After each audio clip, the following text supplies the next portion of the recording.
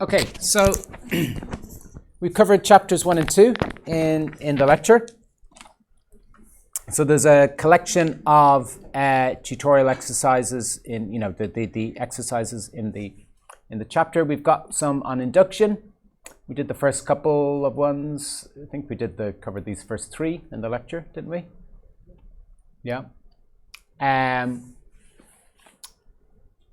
then, so that's on the induction, and then in the divisibility and Euclidean algorithm section, there are a good bunch of exercises. There's a first set here on page 11 of the notes. And then on the Euclidean algorithm, I want to make sure everyone's got a good picture of the Euclidean algorithm as well. There's some, you can make up just your own arbitrary exercises to find GCDs and find Bezout coefficients and so on. Well, let's just talk about the induction ones first.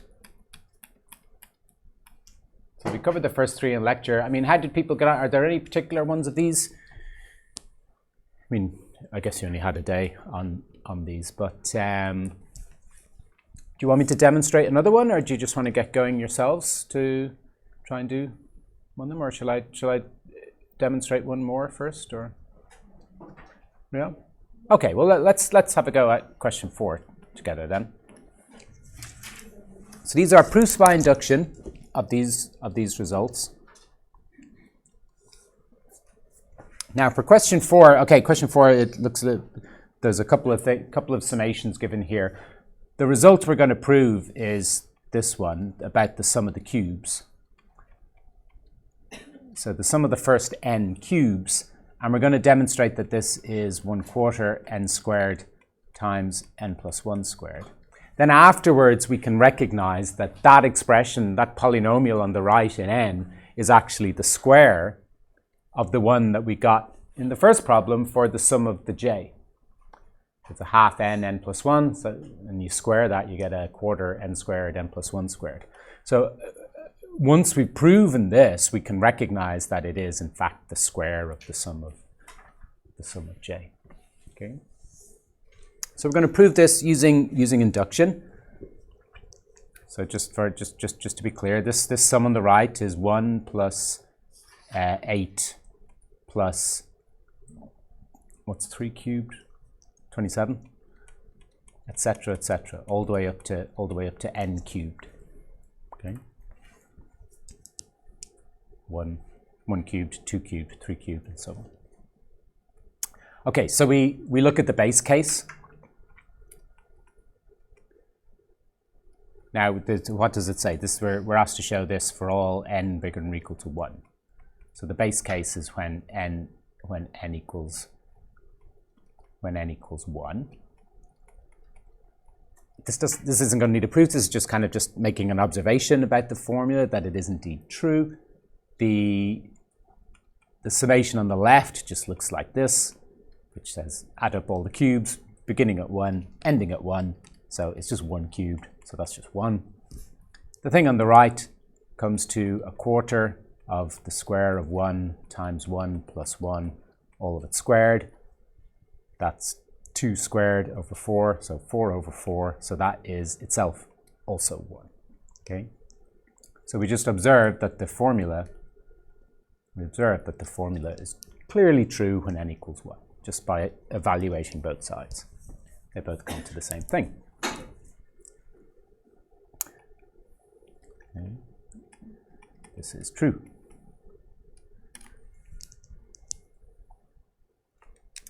So that's the first step in an induction proof. The next step is to prove that any particular case of the result implies the following one. Okay. So to prove that implication, the most direct, straightforward way to prove an implication is just to assume the condition and then argue towards the conclusion. So next we assume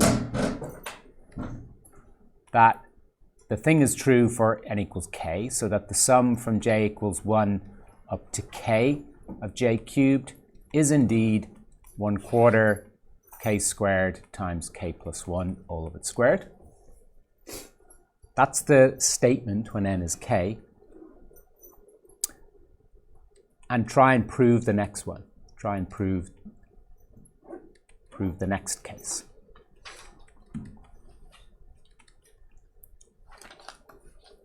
Let's highlight our assumption in green, just to make it stand out, and remind ourselves that we're going to have to use that at some stage. Now we know what the result for n equals k plus 1 is. The result for n equals k plus 1 is the sum from j equals 1 to k plus 1 of j cubed. And it says it's equal to, well, I'll leave a gap, space to do some work. Well, it's supposed to be, what's supposed to be? It's supposed to be a quarter of, well, of what? Of n squared. But here n is k plus 1. So it should be a quarter of k plus 1 all squared, then times n plus 1 all squared. So if n is k plus 1, that's going to be k plus 2 all squared. Okay? So that's the result we're trying to prove. There's a big gap in the middle, though. We have to get from the start to the end. Okay? Hopefully passing through a sequence of equations. These all fall out in a similar way, in that the first step is to recognize that this summation is almost the same as the summation that features in our assumption, but just that this one we're looking at has one extra term added on. Okay? So we say this summation is equal to this one, so the sum from j equals 1 up to k of j cubed, that one. But this equation isn't correct yet, it's not finished, so there's one more term that's added on. That's the last term, when j is equal to k plus 1. But it's not simply k plus 1 you're adding on, it's the argument cubed. So it's the k plus 1 cubed that gets added on. Okay. So that's true just through the meaning of what this large sigma summation symbol means. We've just kind of re-bracketed the sum. Now, the next step is to bring in our assumption. We've assumed that this statement is true, so we can use it now. So instead of this summation here, which is this one on the left, we can replace it with this quadratic expression in k. So we say this is a quarter k squared times the square of k plus 1. You still have your k plus 1 cubed here. The justification for this is by the above assumption.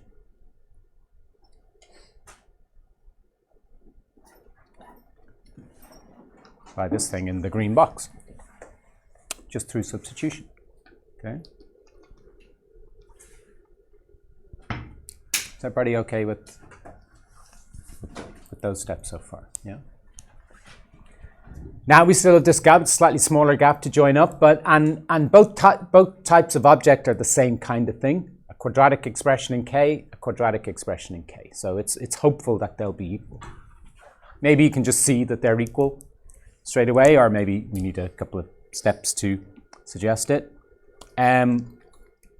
First of all, notice there's a factor of k plus 1 squared here, and there is a common factor of k plus 1 squared in these two terms. K plus 1 squared in the first and k plus 1 cubed in the second.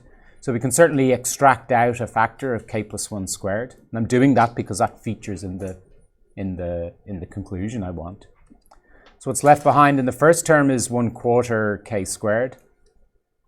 What's left behind in the second term is k plus 1. So you've taken out two of the factors of k plus 1, and so it leaves one behind. Next, notice that our answer has a quarter featuring as a factor. And we can see a quarter here, so we want to fully factorize it out. Now, we don't see a quarter there, but we can arrange that there be a quarter there. We can have it as 4/4 times k plus 1. And so we can extract out the quarters.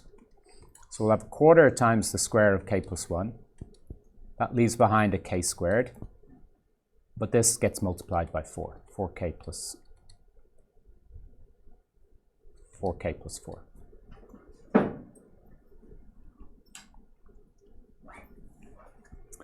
So that's just factoring, and factor once more. So here's our quarter times the square of k plus 1. This thing, k squared plus 4k plus 4, is indeed the square of k plus 2. So that's just one more factoring step. So factoring, and I think it's clear what's being done at each stage. Extracting out the k plus 1s there, extracting out the quarter there, and then factorizing that polynomial to be that. Okay.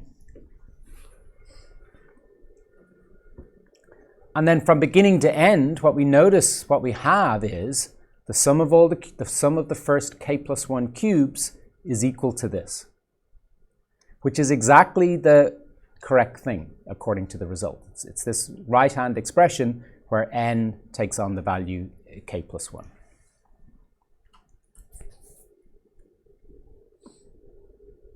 So what have we done? We've established that formula where n is k plus 1 by using the assumption that it was true from n equals k. So in other words, we proved the implication. Okay. So this proves that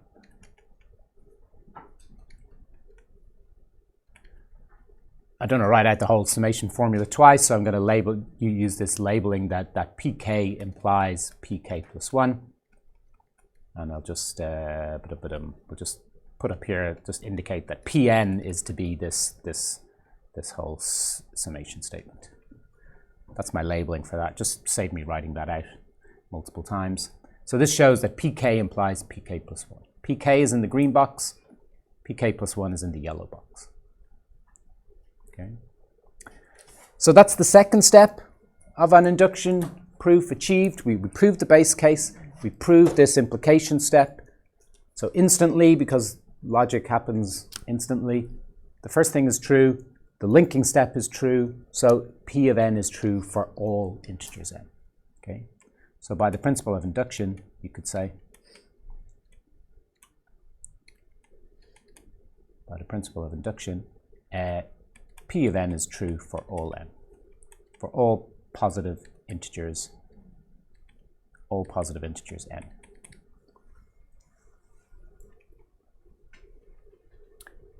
Any comments or questions or queries on that, or things you'd like me to clarify about that? Did that answer your little question you had about that? Okay. Just spotting that factorization at the end on the. Okay. My notes get a bit messy sometimes as well. So yeah. Well, yeah. Okay, so if you haven't yet got them done, there's 3 more here to do. I would also, if sticking with induction now, if you also look at the end of chapter exercises on section 2, there's another few induction ones to prove. If you look at question 4, I'll put them on the board here. Question 4 at the end of section 2. So exercises 2.3, question 4.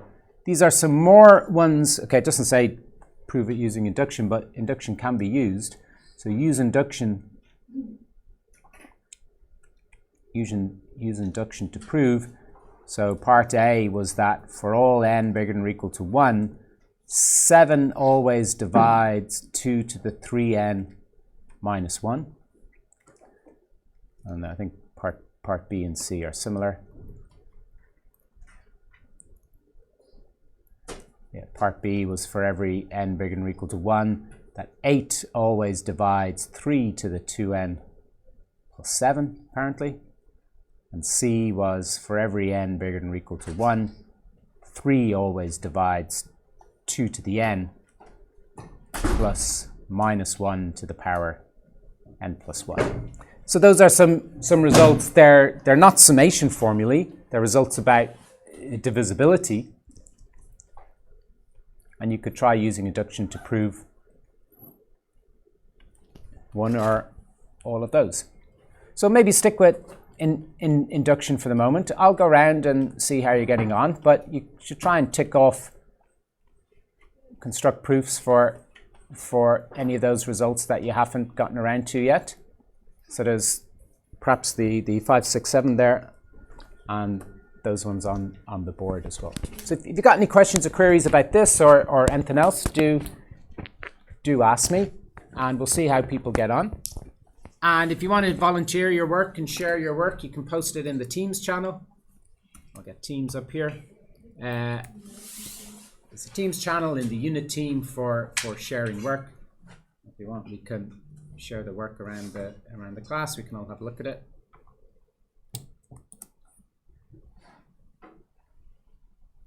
Just pause the recording.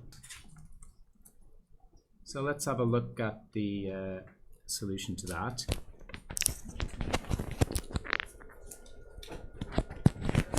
So this is a different style of one because it's establishing an inequality, not an equation. So question 6. So this is what we're trying to prove. For every n bigger than or equal to 1, when you take 1 plus 1/2 and raise it to the power n, you have something bigger than 1 plus n over 2. So again, look at the base case. The base case is n equals 1. On the left-hand side, you've got 1 plus 1/2 to the power 1, which is just 1 plus 1/2. And well, that is already the right-hand side. So actually, we have equals on both sides, but equals is compatible with greater than or equals, okay? So is it true to say the left-hand side is greater than or equal to the right-hand side? Well, yeah, they happen to be equal, but that's still compatible with greater than or equal to. So yes, P of 1 is true, we can say.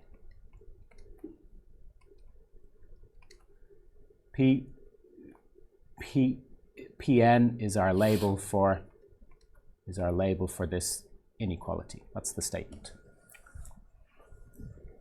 So P of 1 is true. We make the assumption, we assume P of k is true. And it's helpful to write out explicitly what you're saying. So 1 plus 1/2 to the power k is indeed greater than or equal to 1 plus k over 2. And now try and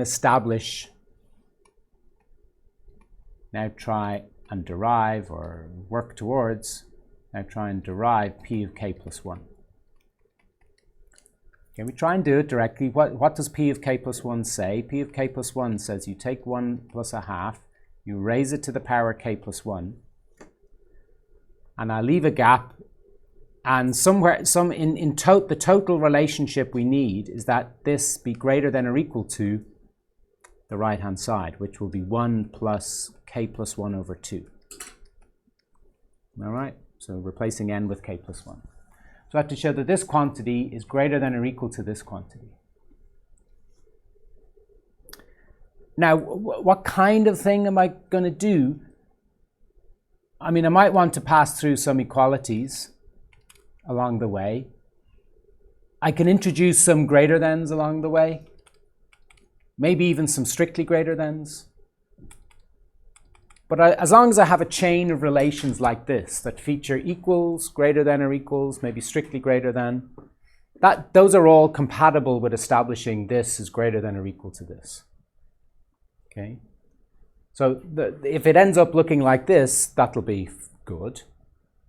What I can't do is do a mixture of things like say, oh well, this is bigger than something, that's equal to something else, that's less than this, and that's equal to this, this is equal to this, and that's bigger than this, and that is this thing. That wouldn't be. I couldn't use this kind of argument because here you see we started with this big quantity, we stepped down to here, we stepped down to here, so greater than this, we stayed at this level, but then we stepped up again. And unless you're recording the exact differences here, if you step down and step up, well, where are you now in relation to where you began? You might be above where you began or you might be below where you began. You can't be sure unless you quantify exactly what the differences between these two things are. So I wouldn't want to build a chain like this. So I want to build a chain that consists of equals or greater than or equals. Things that are compatible with this overall relation.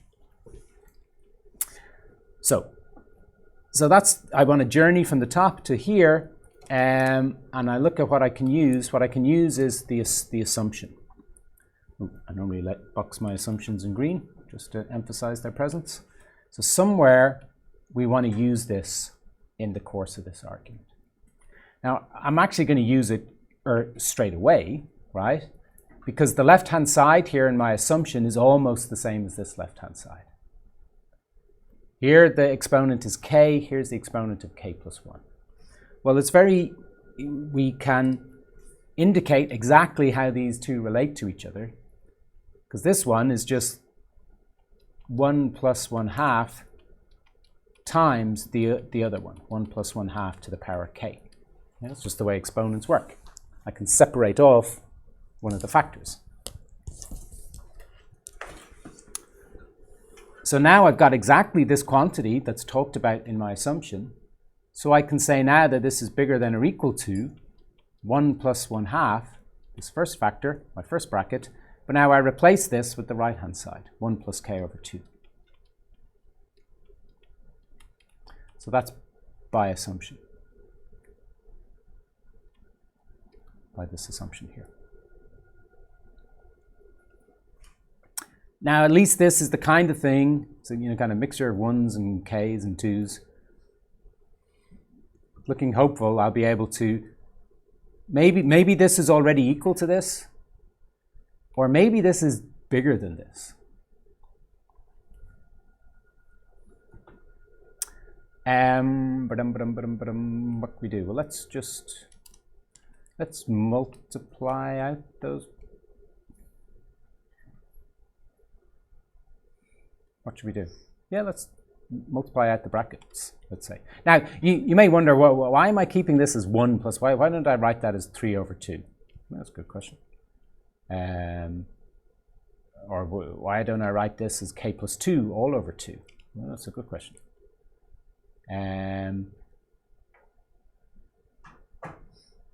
But I'm tempted to keep the 1 plus 1/2 kind of separate like this, just because there's a 1 on its own down here. So I'm going to keep that. So I'm just going to multiply this in. So 1 times 1 is 1. 1 times k over 2 is k over 2. 1/2 times 1 is 1/2. And 1/2 times k over 2 is k over 4.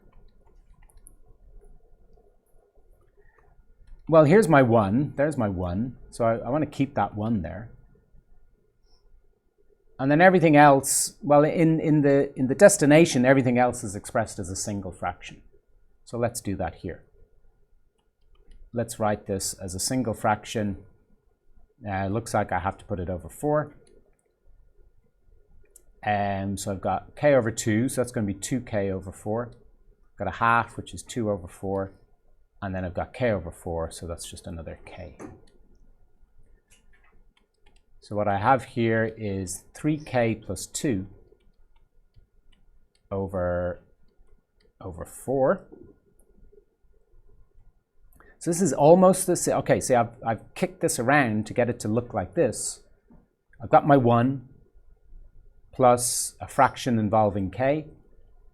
At the moment, the denominator here is 4, but the denominator I want is a 2. And I've got 3k plus 2. Here I have k plus 1. But see, this is why inequalities are slightly harder to deal with, because you have more freedom.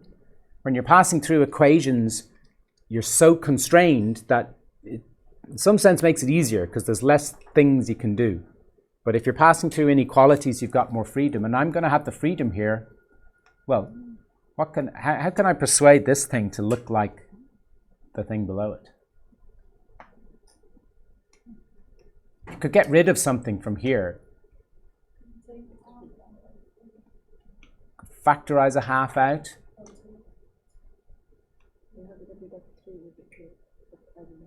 Yeah, I mean, you could factorize 1/2 out. You could have a half. Yeah, because there's a factor of 1/2 there.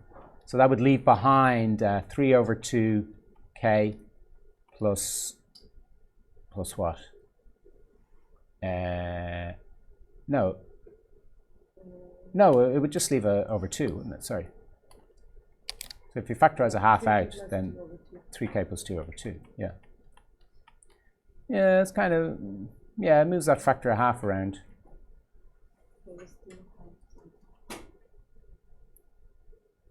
But now, I maybe gave a little bit of a hint when I said, but I put in greater than there.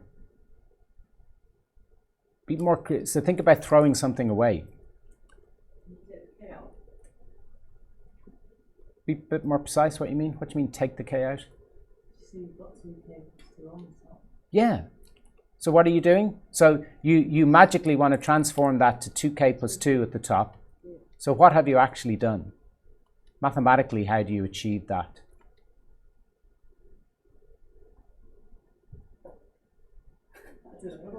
Take k out. Huh? Yeah. So what you've done there is you've subtracted a quarter of k. You've subtracted k over 4. Because you did have 3k over 4. Now you've replaced it with 2k over 4. So how did you achieve that? You subtract. So what takes you from here to here? What takes you from here to here is the mathematical operation of subtracting k over 4. So it's certainly not equals, because you've chopped something off it. But what kind of a this is a, well, k is positive, you see. K, well, that wasn't explicitly said. So we assume k is true for some k greater than or equal to 1. So you've subtracted a positive quantity. So yeah, this line is strictly bigger than this line. Yeah, because you've made it smaller. You've chopped a positive quantity off. You subtracted a positive quantity. So this expression is strictly bigger than the one below it. And that one is equal to the 1b. So there you can cancel the factor of 2 above and below, and you get equals to 1 plus k plus 1 over 2. Yeah? So then you stand back and you ask yourself, okay, we've done some manipulations and relations here, but how does the starting thing relate to the end thing? How do these two quantities in the blue box relate to one another? Well, you got equals, bigger than or equals, but actually here you've got strictly greater than. So actually that proves that, yeah, this is strictly bigger than this one down here. Okay. So this, which is saying, so I just want to summarize this and just get rid of all the intermediate stuff. This is saying that 1 plus 1/2 to the k plus 1 is strictly bigger than 1 plus k plus 1 over 2. Okay. Which is compatible with the statement P of n. The statement P of n says it's greater than or equal to. Well, we've shown strictly greater than, but that's compatible with, so this actually implies P of k plus 1. But this is strictly bigger than that, so that implies P of k plus 1. How did we get to pk plus 1? We used P of k. So basically what's on the board now is the fact that P of k implies P of k plus 1. Because we use the assumption of P of k in order to derive P of k plus 1. So that's the induction step achieved there. So by the principle of induction, it's true for all integers n. Okay, so P of n true for all n. By induction.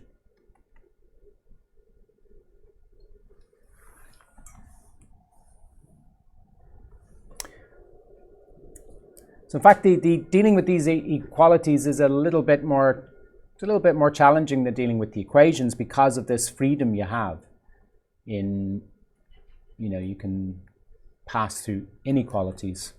So there's a lot more choice of what to do there. Okay.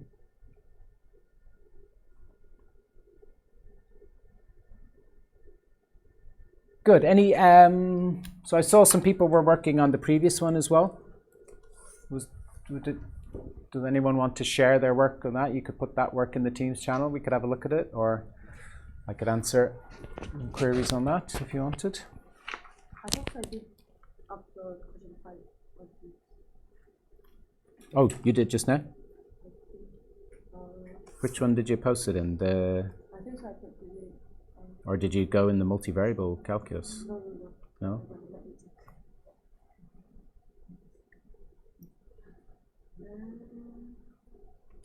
I did in the general one. Oh, the general one. Okay, yeah. Yeah, I can see it there. Yeah, I did a one work sharing. Can you see that? Yes. Yeah, it's Yes, okay, yes. but I can take it from the general one. So here's Sahara's question 5. Let me just get a close look at that.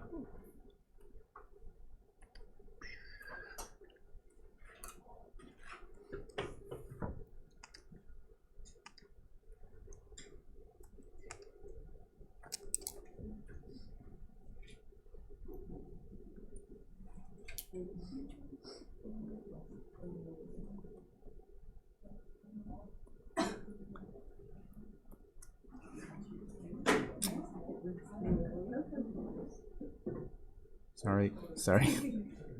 That's it there, question 5. Do you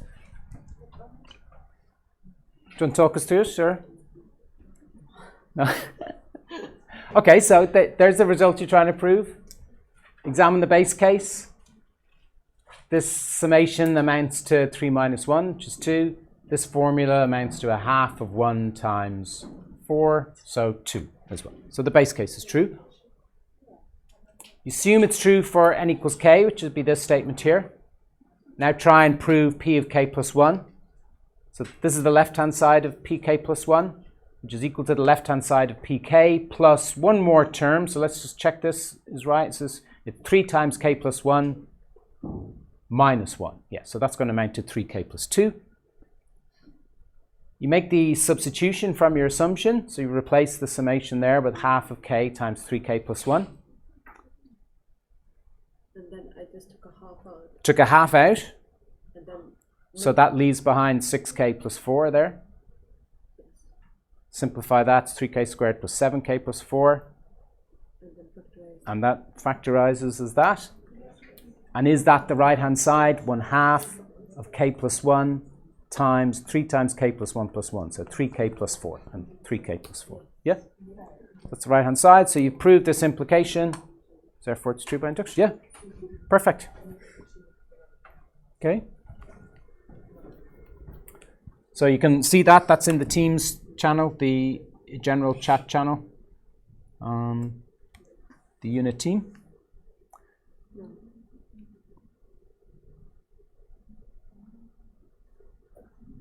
Good.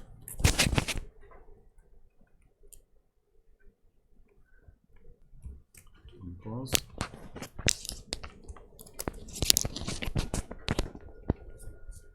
Okay. Now, so this is the assumption that we're starting off with, and we want to end up with the conclusion down here at the bottom that 8 divides 3 to the 2k plus 1 plus 7.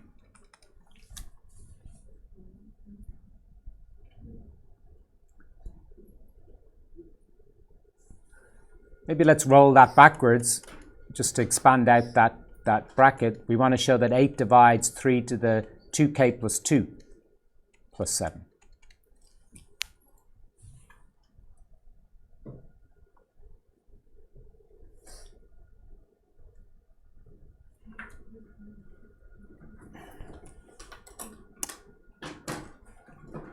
Okay, so with this, that's the conclusion I want to get to.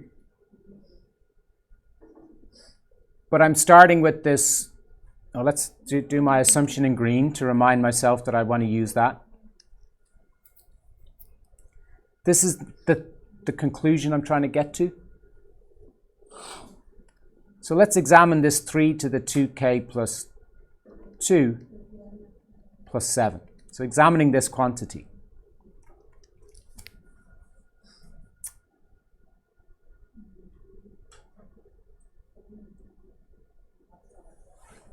We have to relate it to the assumption somehow.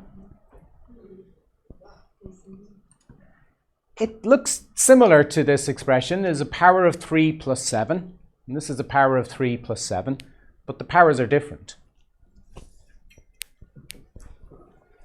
So one thing you can do is well, fix the powers a bit. You see, I can separate off the 3 squared and have that multiply the 3 to the 2k and plus 7. So now I've got my plus 7 and I've got my 3 to the 2k. But it isn't this quantity. It's 9 times the power of 3 and then plus 7. So it's not quite that.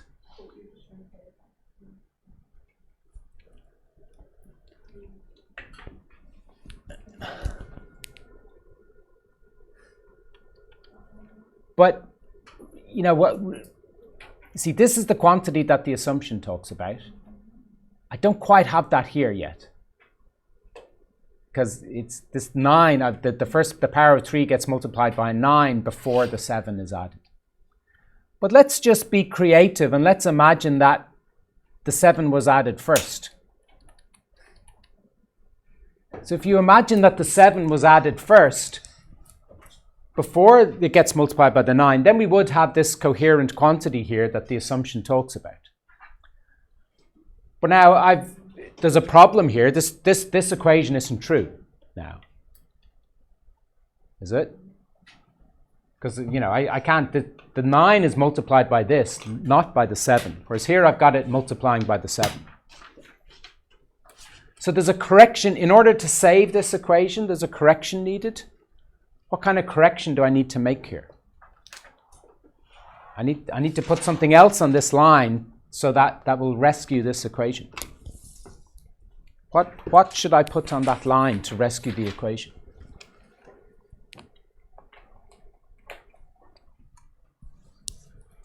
This quantity here is not the same as this quantity. The same symbol's being used, but I've inserted the brackets there. So here, this second one, I'm multiplying the 7 by 9. Whereas up here, the 7 is not multiplied by 9. So how do I fix this? I want to keep this thing. I mean, you could say take away the brackets. Take away the difference. Which is? What's the difference? Well, do the maths in your head. So how many 7s are up here? 1. How many 7s are down here? Take away 8 times 7. Yeah. See, because I got 1 7 up here, 9 of them down here. So I need to subtract 8 times 7. Or 56. Now the equation is true. Okay, it wasn't true before that, but now it is true.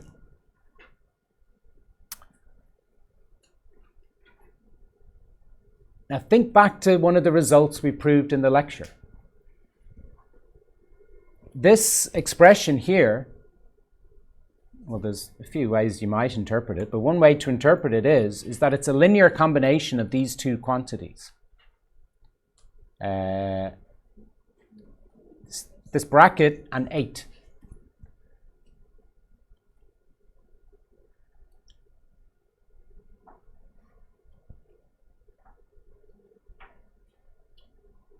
Now we're talking about divisibility by 8. The bracket is divisible by 8, and 8 is divisible by 8. So what we have here is a linear combination of things divisible by 8. Therefore, this thing is divisible by 8, because remember that property 3 of theorem 2.1, linear combinations of things divisible by 8 are themselves divisible by 8. So here's a linear combination of things divisible by 8. This thing's divisible by 8. The 8 is divisible by 8. I've got 9 times this minus 7 times this. So this whole thing is divisible by 8, which is exactly the conclusion I wanted. So I need to justify this now. So this implies that 8 divides this, since this, meaning this whole expression here, this is a linear combination. It's implied that the coefficients are integers, 7 and 9. It's a linear combination of integers divisible by 8.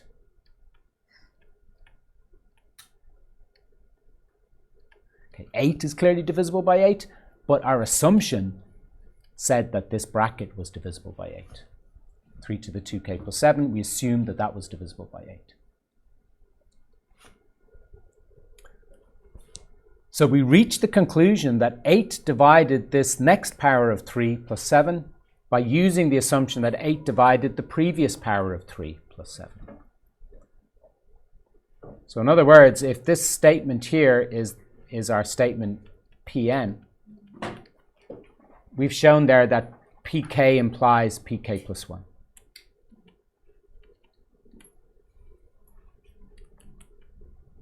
So we've shown that pk implies pk plus 1. And we already showed the base case. Well, we showed 2 base cases, in fact, but we only needed 1. So by induction,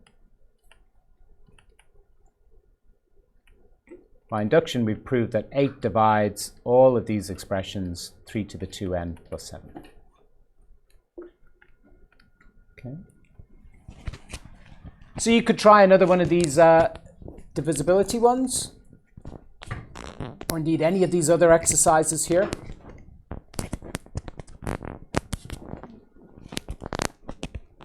There's lots of exercises there. There's far more than we're going to get through in any one tutorial.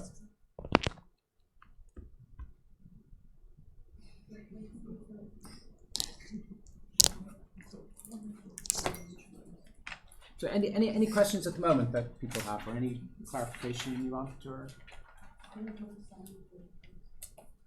Yeah.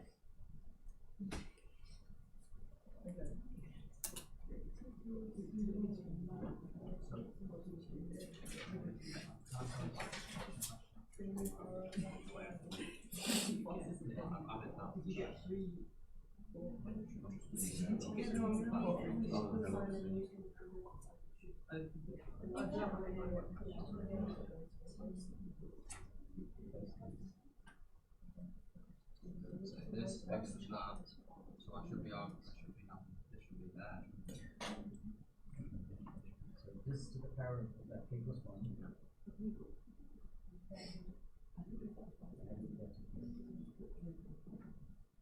that's what I'm saying. That's the summation question. Yeah. But this isn't a summation. So Yeah, so this needs to be on the other side of it. Yes.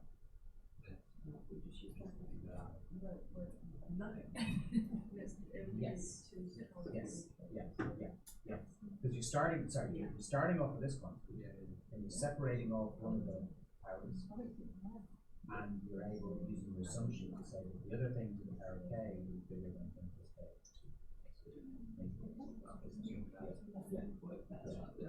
It's the same way. It's like how I figured out how to do that thing that you're trying to explain to me.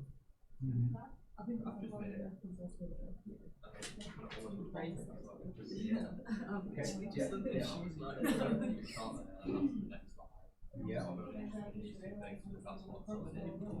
Exactly.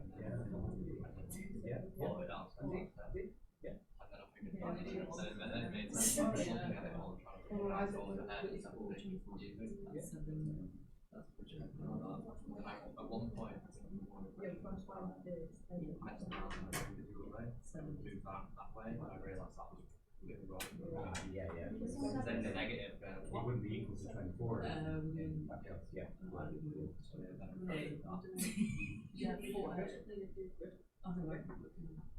When I'm going through, I'll probably go through some of those exercises. If I have any questions. Yeah, sure. I'll also be publishing solutions to them as well. So there'll be solutions that I'll be uploading to Moodle as we go along.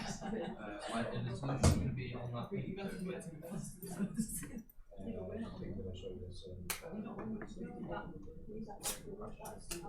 On the PDF. Yeah, on the Moodle page where the schedule is. I'm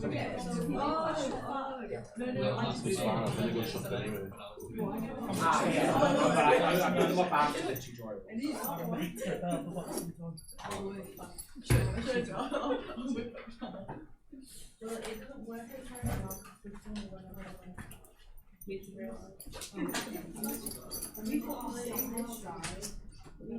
I need to see something from Yeah. You see it? It's just last these two days. Sorry, I'm just damaging my pen.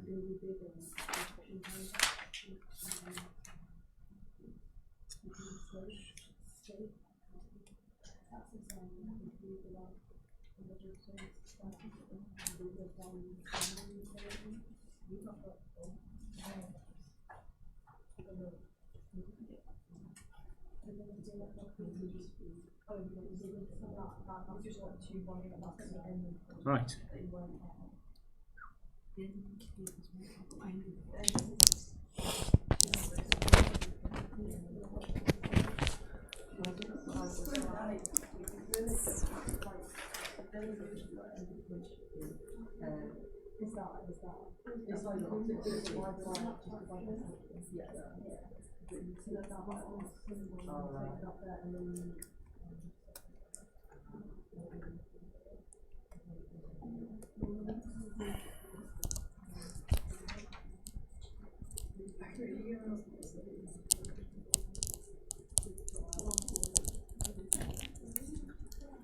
So things you could be looking at, any of these exercises basically, or maybe in particular, just making sure you're okay with the Euclidean algorithm, how to operate the Euclidean algorithm and find the Bezout's coefficients.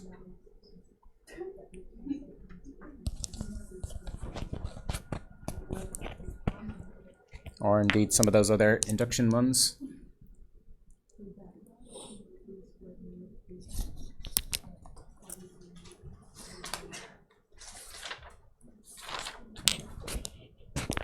So question 7, so some of these can be a little bit of problem solving. It says if A is odd, then what it says 24 divides A into A squared minus 1.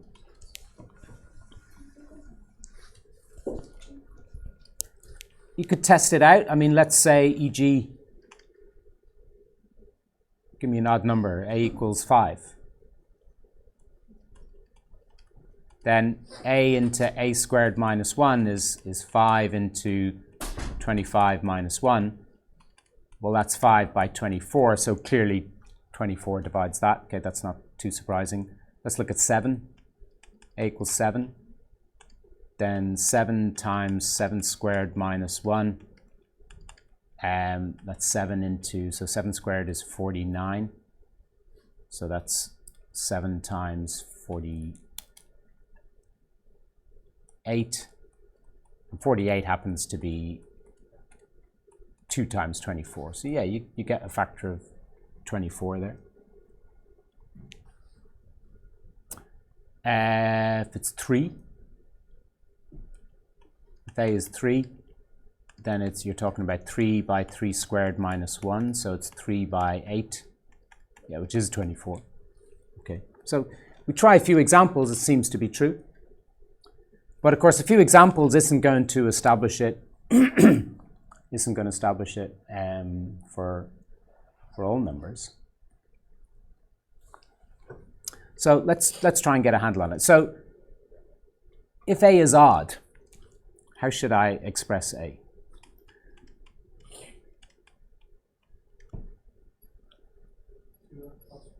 Two n plus 1, yeah. So if A is odd, we can write A is 2 times something plus 1 for some integer n.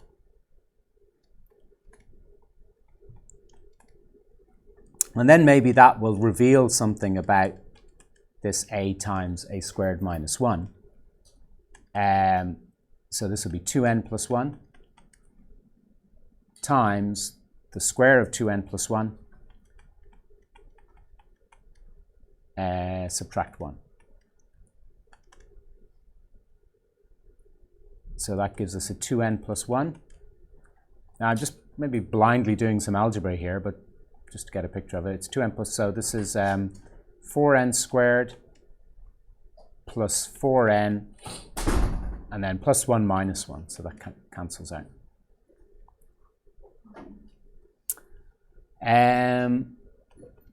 Well, I can immediately factorize that as a 4. I can take out that factor of 4 and I'll be left with n squared plus n.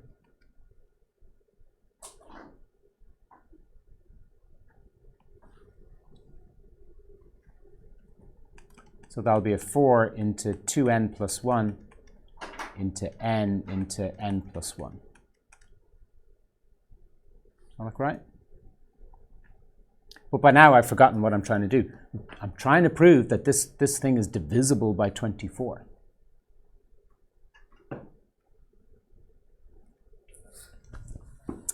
Is there any way you can break down divisibility by 24?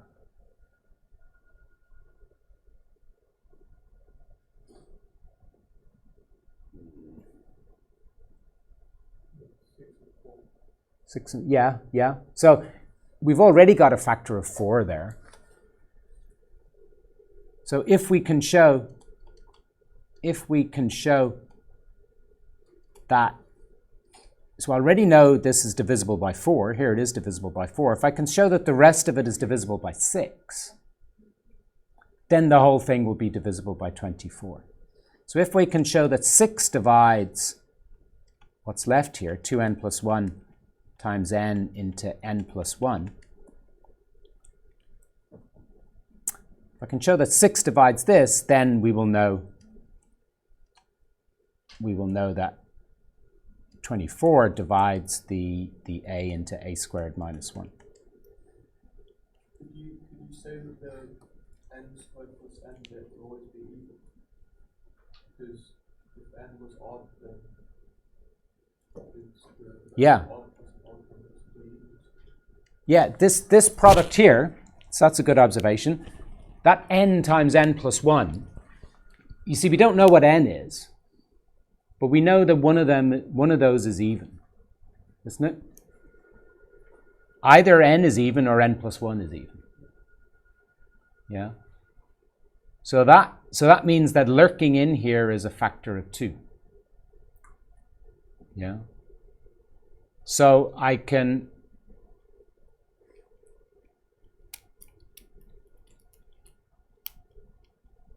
So lurking in there is a factor of 2.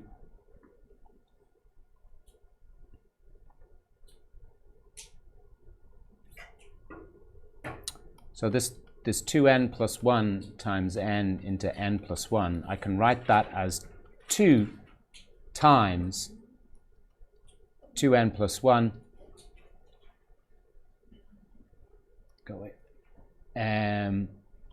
times n plus 1 over 2. Now that looks like I'm introducing fractions into it, but not really, because this quantity will be divisible by 2. But now we just need to get divisibility by 3, don't we?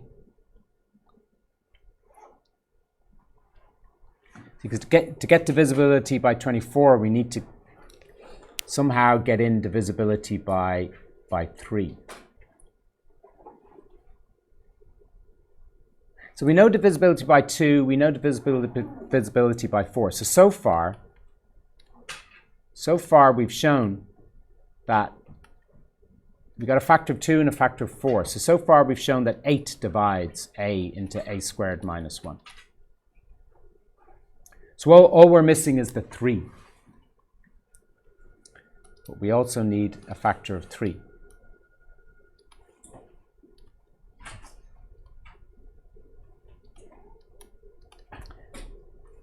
Can anybody see a factor of 3? A factor of 3 there. Why is it that there's a factor of 3 inside that number? We also know a is odd. That may or may not be important for this part. It was important for getting in the extra factor of 2 in order to see the 8. But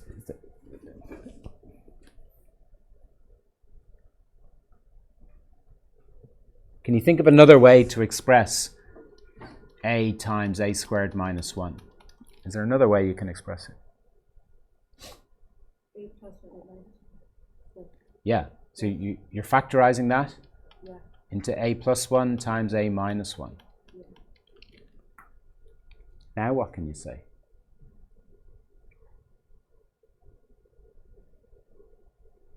We don't know what a is, or a can be any number, any odd number. But there's something about that expression. It's 3 A's. Yeah. Yeah, so these are 3 consecutive numbers. If you look at these on the integer number line, they come one after the other, don't they? A minus 1, a, and a plus 1. So they're 3 consecutive integers. And what do we know about divisibility by 3? Like every third number is divisible by 3.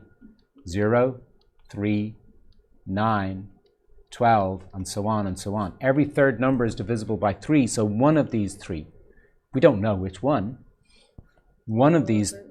This whole expression will be divisible by 3. So we can multiply 3 and divide by 3 as well. Yeah. So there's a factor. One of these factors is divisible by 3. So now we know. So this implies that 3 divides into a squared minus 1. Okay, because these are 3 consecutive integers, one of which is divisible by 3.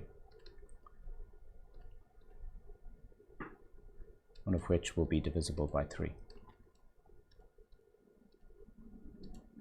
Because the multiples of 3 occur every third number.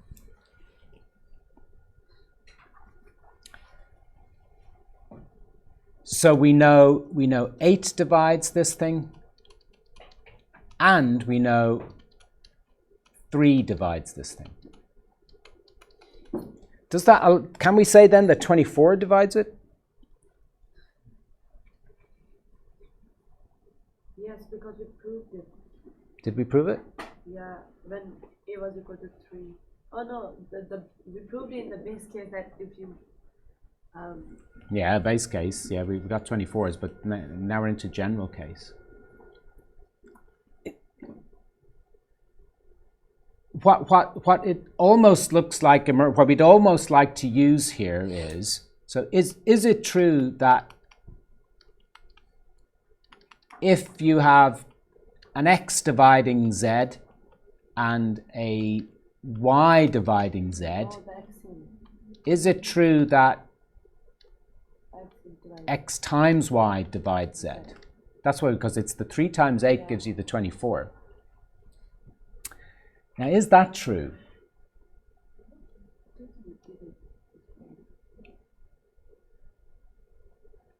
See, that's too strong. That's too strong a statement. This isn't true in general, because like 50 divides 100, yeah. 25 divides 100. But does 50 times 25 divide 100? No, it's far too big. Okay, 50 times 25 does not divide 100. The explanation for that is that, you see, 50 uses up some of the same factors as 25 does. But you see, this 8 and 3, the factors of a times a squared minus 1 that 8 uses factors of 2, are different to the factors that 3 uses. So in fact, I think it's one of the exercises that's quoted here. So there is a theorem that if the GCD, let's stick with this language, if the GCD of x and y is 1, if x and y are co-prime, then if x divides a third number z and y divides that same third number, then the product x times y will also divide z. Okay, so that's a theorem. It's actually one of the earlier exercises, I believe.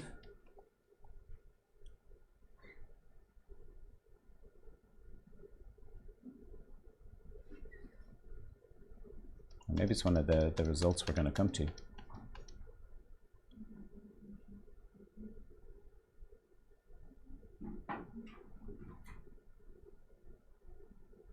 But we can give a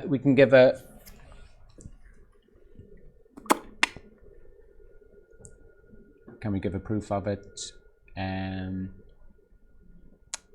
Yeah, let's try and give a proof of it.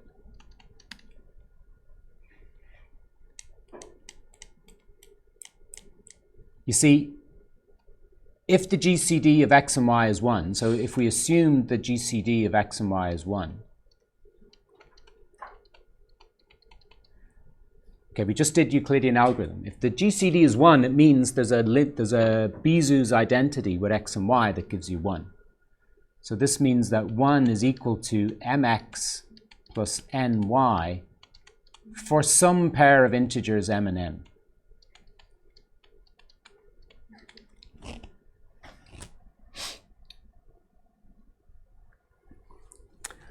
And then we can do a trick. We can multiply both sides of this equation by z.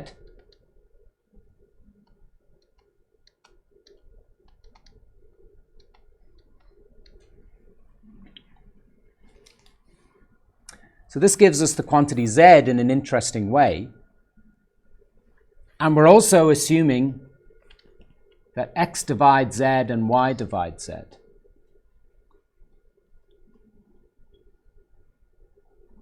So we also assume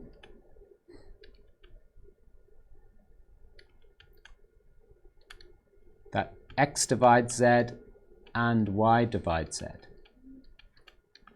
i.e. that I can write z as an a times x and I can write z as a b times y for some pair of integers a and b.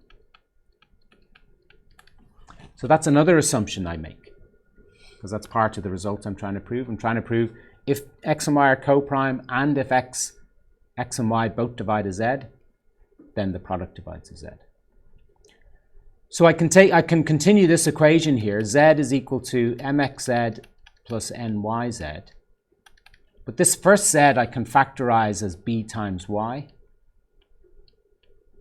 And the second z I can factorize as a times x. And now you see here I've got an x times y and an x times y. So that can be factorized as x times y times this is so mb plus na. So z is equal to this quantity, mb plus na, multiplied by x times y. That's the definition so that there is some integer. See, m and n are integers, a and b are integers. So this is an integer times xy. So that shows that xy divides z. Therefore, x times y divides z, and the theorem is true.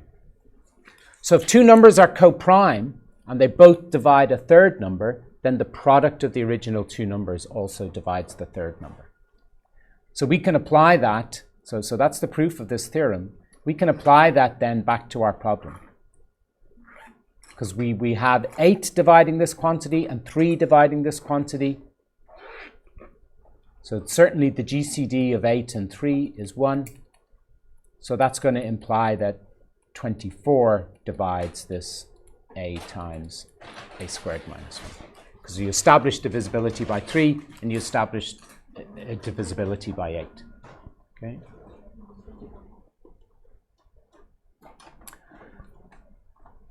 Okay, so we're getting towards the end here. There's plenty more exercises there in chapters 1 and 2. I will be releasing solutions to these as we go through. Things I'd get you to focus on is getting the technique of proof by induction down, getting the Euclidean algorithm down, working it both ways, the forward Euclidean algorithm to get to the GCD, the backwards substitution to get the Bezout coefficients, and also have a go at some of these other exercises here. We've done a selection of them there, and I'll be putting solutions up to these on Moodle in due course. Yeah.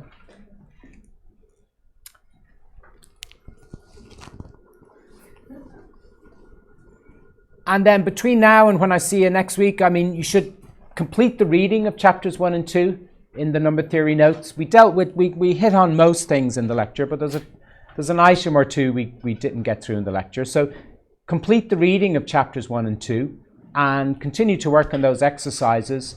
And next week then we'll go on to chapters 3 and 4.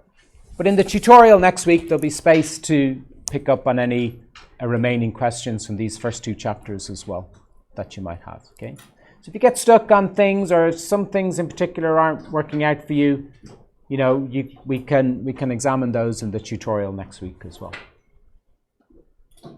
Okay, so I may as well finish there. It's 5:45, and we didn't really have break, so I'll put this recording up on Moodle then as well.